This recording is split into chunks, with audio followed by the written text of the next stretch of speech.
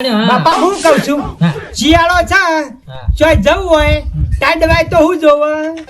ગાડીમાં જવાય ભાઈ એકદમ થોડું જવાય તાના નથી આ સોમાહામાં હમણાં કરા પડ્યા હતા તે હમો જવાય વાત સાચી આલું માથામાં પડે તો ગાડીમાં જવાય બેટા તાને પછી હા અને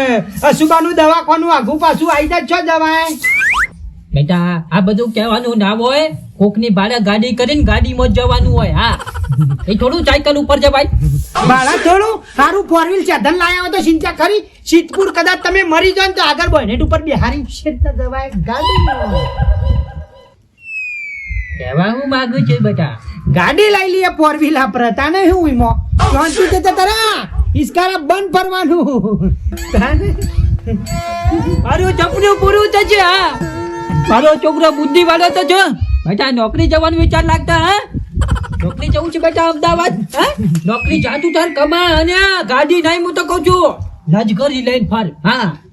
મારો છોકરો વચ્ચાર થઈ ગયો બેટા હા ચાલ જવું કાલ જવું બેટા બાપા હું કહું છું 20 વીઘા જમીન છે હા રૂપિયા વાપરતા નહીં પીને પાણી નહીં પોકતું એરી વેચી ખાવ કે કેબા વાળું એરી વેચીને ગાડી લઈ લે તાને હું કાંઈ હેરાન થવું પડે રૂપિયા થોડા અંકા છોટીને આવી ઉપર દહો તો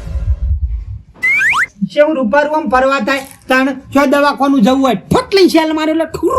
કતી હેડ ભાઈ બાપના પૈસે લેટ કરીને બીપીએલ થવાનું પ્લાનિંગ છે એમ બેટા વાચંડી હાલ છે